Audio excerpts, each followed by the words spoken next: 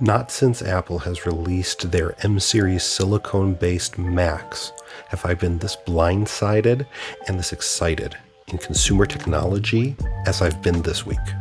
The only thing is, I feel like nobody's really talking about it. Hi, my name is Danny, and I'm with Monolithic Clout. I just want to make it clear this video is not sponsored in any way by anyone. This is just me using the platform to vent. So, the tech industry dropped some bombshells this week. Here are just 3 of some of them that really caught my eye, and I just want to be clear that these are not the only products that even these companies announced or even released. It's just the ones that really caught my interest. First, we had the Framework company releasing a repairable laptop with both a touch screen and a stylus, and it has a 360-degree hinge. We had Ubiquiti, also known as Unify, dropping a new router product for prosumers, and it supports multi-gig Ethernet and Wi-Fi 7 right out of the box. It even has PoE built right into it. And as I was writing this script, I even got to see just immediately GL.iNet dropped a OpenWRT based Wi-Fi 7 supporting travel router. Now, these devices share one important thing in common with each other. They all filled a niche that was open in the market for the respective companies. Basically, they've been filling in holes that their customers have been begging them to fill, sometimes for years. And I'm here for it. I love when companies actually look at the market space and they decide that there is a niche open, either from their own product line or just in the market in general, and then they seek to go ahead and fix it based on their level of expertise. The part that's weird to me is that it feels like nobody's really talking about this, and the fact that these companies are listening to us, the customers, after years of begging for certain products. I want to use this video to explore some possible reasons why. Just some thoughts off the top of my head. Maybe it's because I'm in a bubble, or maybe I'm out of touch. Who knows? But I want to go ahead and talk about the 3 products and why they're exciting to me. This is just a quick overview, nothing like a deep dive. So let's talk about some of those 3 products. The Framework. The Framework company is known for making a bunch of modular portable devices. They have a flagship 13-inch device. They have a 16-inch device. All of these are modular, but more importantly to me is that they're easily repairable. It's not just that you can open them up and get into their guts, but you can also buy first-party genuine parts or third-party parts that are sanctioned by them using their readily available documentation, and you can buy first-party products and repair stuff. This is awesome. Finally, after years of us begging, they have finally given us the Framework 12, which is a product that was only announced and it wasn't given pricing information quite yet, other than sketchy, it'll be under $1,000, things like. But what really draws me to this laptop is how you have the modularity of the Framework brand, you have the repairability of the Framework brand, and it gives us that 360-degree tablet that allows you to take notes or draw, or just having a touch screen, which for me in particular is very useful because I'm in a situation where I need to use multilingual stuff. So just having that touchscreen is just so useful. We have been begging for this for a while, and while we didn't get the touchscreen that we were expecting to get to just drop into the existing 13-inch chassis, I do understand and appreciate that we get a 12-inch size instead, which is totally fine. And it even has a 16:10 aspect ratio on the screen. So this is exciting. I don't know that there is another product on the market that is modular, has a touchscreen, and is repairable by end users at home. If anybody has ever had a broken Surface tablet, You know that while they are wonderful, sleek devices, if they break, even though they're better now than in the past, if they break, if you can get them repaired at all, it is a nightmare to repair. There's a lot of glue. Getting first-party replacement screens is difficult, if not impossible, if you're not in part of the supply chain. It's just a nightmare. Whereas here, if you had a broken screen, which I have kids, they've been known to break a screen or two or three or four on a tablet or his phone, having the ability to just go to the store, buy a replacement screen and drop it in yourself, that is extremely appealing. And the fact that they're using an active stylus as an option as well, is just makes it that much better for using things like notes and drawing. I just hope it's going to be better than some of the options I've seen out of low-end Microsoft tablets, but that's neither here nor there. So that's why that one's exciting to me. I've been wanting a product like this forever. You either get those extremes where it's either highly repairable, but it's not a tablet, or you get something like a Panasonic Toughbook, which is modular, but extremely, extremely expensive. It's tough, it's durable, like this laptop Framework 7 is going to, Framework 12 is going to be, but yeah, that's exciting to me. The next product that really piqued my interest is a networking product. So it's the UniFi Dream Router 7. So let me give you a little bit of background so you can kind of understand my thought process here. At work, we had some UniFi products, and I have been keeping my eye on UniFi for products for a long time for my own personal use, but I've never pulled the trigger.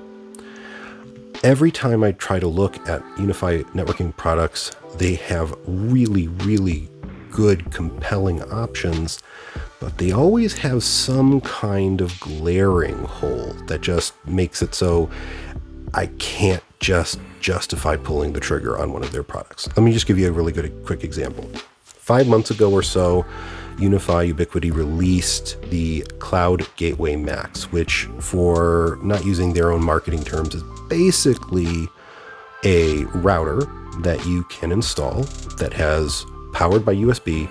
It has Ethernet, 2.5 gig Ethernet, multiple 2.5 gig Ethernet ports, and it runs all of the Ubiquiti software that you want to run, be it their intrusion detection software or VPN software with encryption enabled, or their camera recording software. It even had a slot where you could record video from their cameras. It's not something I'm interested in, but it's there and it's really cool. Thing is, it doesn't have Wi-Fi built into this router. Normally you get a consumer router like from Asus or TP-Link. It's a switch, it's a router, it's a Wi-Fi access point all built into one. I want to be clear though, that's not the hole that it's missing Wi-Fi. I actually consider that kind of a feature. The fact that you can buy another Ubiquiti UniFi product like their access point line, and then you can just drop that in, one or more. You get their Wi-Fi 6 maybe to start off with a lower price, then you drop in maybe when you decide you want an upgrade or you want to expand coverage, you get a Wi-Fi 7 module, and you can get their Pro or their Max or extended. You have options, which is great. I love that ability if it either wears out over time, which, you know, electrical things, they do tend to get hot and over time, and you need to replace them, and that's fine. But I consider that great. So what is the hole? If not having Wi-Fi isn't the hole, and this seems like this is this really great router that really sounds wonderful, what's the problem? Every single one of the UniFi access points that I'm aware of are all powered by Power over Ethernet, PoE. And they require not just the bare minimum PoE, they need that middle tier of like 30 watts. Not only that, anything Wi-Fi 6E or newer, so Wi-Fi 6E, Wi-Fi 7, that requires or can utilize, to take advantage of the standards, a lot of bandwidth, more than just 1 gigabit Ethernet. So you need to have a multi-gigabit Ethernet link. Anytime you have power over Ethernet products, you need two things. Number one, you need the bare minimum amount of electricity to actually power the device in terms of wattage. And the second thing is you need a network speed link over the Ethernet that can be compatible and sufficient to get the full advantage, take full advantage of the device you're plugging in. So in this case, you need at least 2.5 gigs, sometimes even 10 gig for some of their enterprise level access points. And you need at least 30 watts, and some of the high-end ones require even more, like closer to 60 watts. So knowing this, and being that Ubiquiti manufactures and designs these products, surely they have some product in their line somewhere where you can provide a 2.5 to 5 gig link and also provide enough wattage to actually use these access points. You could either do this via a switch with PoE built in, or you could do this with something called an injector, which repeats the Ethernet signal and also injects power from a standard power outlet. Here's the thing. Ubiquiti doesn't have a product like that, at least not an affordable one. When it comes to their switch options, you could find a multi-gig switch that also has PoE, but you have to go into their enterprise tier to really be able to get both of those things. And we're talking nearly $500 most of the time to get that particular switch that can do that. That's their cheapest option. That's a switch that can do that. I'm like, fine, okay, I'll get one of the injectors. I don't need the switch. I don't need that many Ethernet ports. Well, here's the thing. While UniFi does create and sell injectors, which are not terribly expensive, none of them are certified to run above 1 gigabit in speed. So they can provide the wattage, but not guarantee the speed. There is some discussion if you go onto Reddit and other socials that it'll still work, but they won't promise that it will. If you want something that will work, guaranteed, with the Cloud Gateway Max to attach to one of their access points, you have to go outside of the UniFi ecosystem if you want to do this in an affordable way. Be it an injector from Omada or from AliExpress, or a cheap switch from AliExpress or some other company. You're going outside of the ecosystem. That's not ideal for integration standpoints, and it's not ideal it feels kind of kludgy to have to go out of the way to get products that'll make it work. So the Dream Router 7 was released last week. It has built-in Wi-Fi 7 that's, from what I can see, pretty good. A bunch of 2.5 gig ports built in, even if I didn't.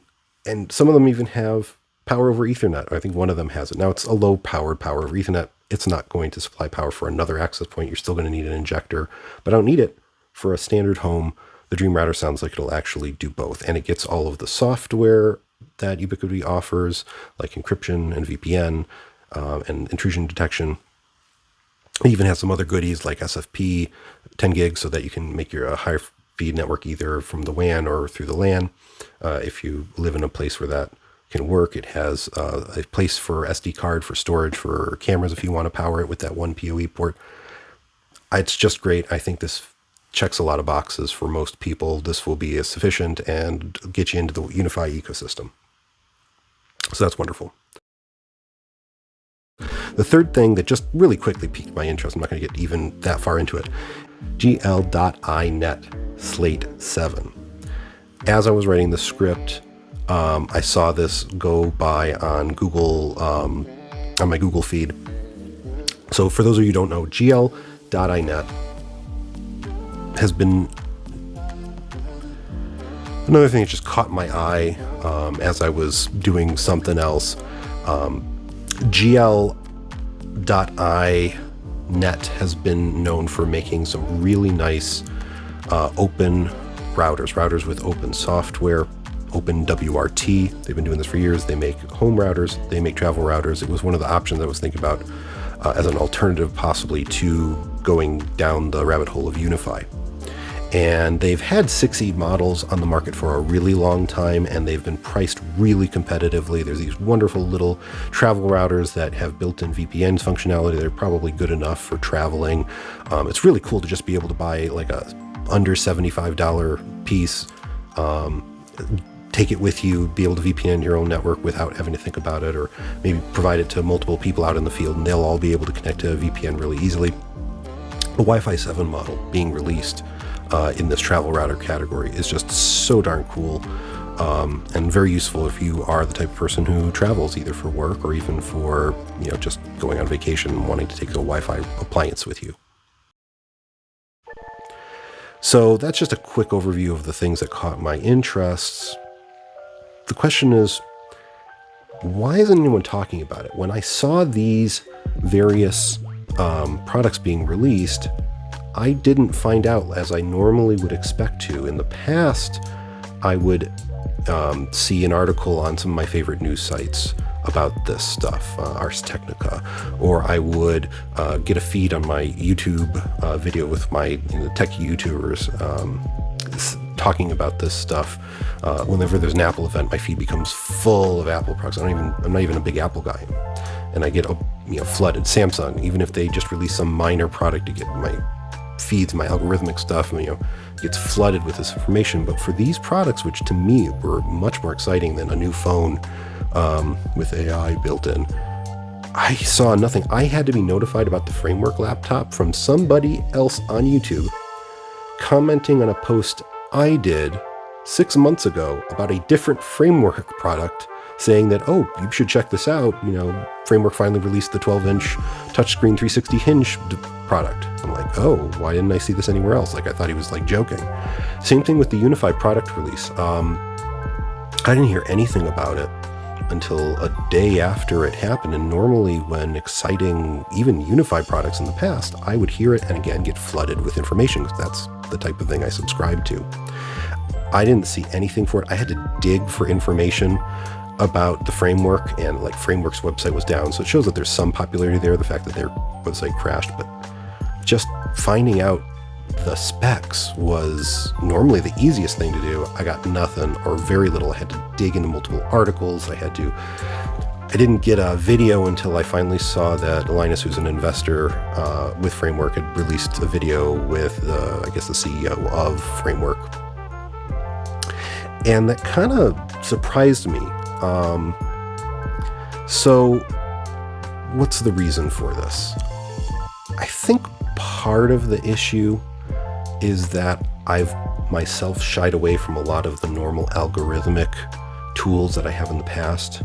I don't go on Twitter anymore very much. I have it, it's there, but I check it infrequently, and mostly that's just the messages. I've moved and migrated over mostly to Blue Sky, which is not algorithmic, for better and for worse. And so unless I'm really looking for something, very rarely am I going to be notified of news, let alone something niche like tech news. And the second thought I have is a little bit more... Oh, and also I don't go on Facebook almost at all. I use it pretty much exclusively for Marketplace. I think a bigger issue that might be at play here is probably related to the current socioeconomic and political climate right now.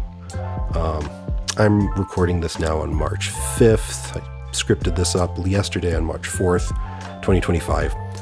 There are at least 2 active major world conflicts going on that are, one of them is directly affecting the tech market in the EU area. In the US, there's some major political tumult going on in the US with the executive branch doing some interesting actions all over the place for terms of hiring and firing and cutting programs and stopping grants, and tariffs, I think as of yesterday, went up, which could affect the US market pretty heavily. And stuff like that's going to exacerbate likely the cost of living crisis that had already been happening before tariffs were enabled, and that's affecting the world's largest single economy in the US. I suspect that people just aren't thinking about cool tech all that much, especially when it's kind of more niche and it's discretionary tech, where usually you can get away with what you still have. You don't really need to get that new tablet unless your old one completely broke. You don't need to get a new Switch if you use one from your ISP or you already had one in place. And the thing is, I'm not an economist, but these are the types of things, and this is the type of atmosphere that can really depress consumer spending and discretionary spending as a whole, and probably just kill a lot of enthusiasm for stuff that isn't absolutely value add or essential, high value items that are, good values and good deals for people. So that's my thoughts on why this is the case. But I'm curious, what do you guys think? Let me know in the comments below. Don't forget to like the video and subscribe to the channel. This is a reboot of the channel. I've been letting it languish for years. Subscribing really helps with the algorithm, and really trying to, all the dopamine hits I can get to keep me engaged with doing these. My goal is to get about 100 subs by the end of the year. And again, this is going to be tech related. If you can see some of the older videos, they're like unboxings and stuff. We'll see where it goes. But yeah, I look forward to seeing your comments and what you guys think of this. And until next time, have a great one.